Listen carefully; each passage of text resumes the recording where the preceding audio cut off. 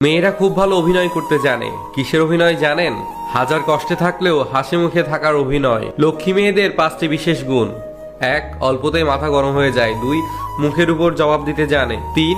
রাগের মাথায় উল্টাপাল্টা কিছু বলে দেয়। সবকিছুর পরে নিজেই আবার কষ্ট পায়। মেয়েদের একটাই ভুল, তারা কিছু ছেলের গুছিয়ে বলা মিথ্যা কথাগুলোকে বিশ্বাস করে ফেলে। তুমি নারী, তাই তো তুমি বহুরূপধারী। আবার তুমিই নারী, সমাজের মর্যাদা রক্ষাকারী। একটি মেয়ে সবসময় অসহায়, কখনো তার পরিবারের কাছে, কখনো তার ইচ্ছের কাছে, কখনো তার স্বপ্নের কাছে, আবার কখনো তার ভালোবাসার কাছেও। একটা মেয়ে তার জীবনের প্রত্যেকটা সময় অন্যের জন্য বেঁচে থাকে। জন্মের পর তার বাবা মায়ের জন্য, বিয়ের পর তার স্বামীর জন্য, সন্তান হবার পর তার সন্তানের জন্য। আসলে মেয়েদের নিজের জীবনের কোনো চাওয়া পাওয়া থাকে না। মেয়েদেরকে বলছি, তুমি যেটা চাও সেটা করো, লোকে কি বললো তাতে কান দিও না। কারণ তুমি যখন জন্মেছিলে তখনও লোকে বলেছিল, ইস মেয়ে হয়েছে।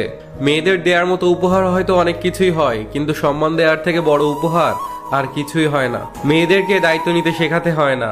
নিজে ডিম ভেজে না খেতে পারা মেয়েটিও মা অসুস্থ হলে পুরো পরিবারের দায়িত্ব নিতে শিখে যায়। সকল মেয়েদেরকে বলছি, কিছু সময় বের করে নিজের জন্য বাঁচো। কারণ তুমি শত পরিশ্রম করলেও কেউ তোমাকে বলবে না অনেক পরিশ্রম করেছো, ক্লান্ত হয়ে গেছো, একটু রেস্ট করো। মেয়েরা শাসন পছন্দ করে, তবে সেটা রাগের গলায় নয়, আদর করে ভালোবেসে মিষ্টি গলায় শুনতে চায়। মেয়েরা সংসারে বসে যত খাট্টাখাটনি করুক না কেন, পুরুষদের একটা প্রশ্ন কোনোদিনও যাবে না, সারাদিন ঘরে বসে কি করো?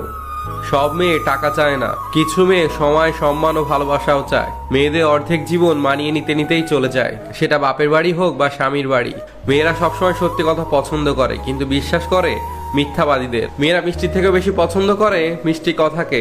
বিয়ের পরে কিছু কিছু মেয়ে এমনি এমনি নষ্ট হয় না, তাদের নষ্ট হওয়ার পেছনেও অনেক কারণ থাকে।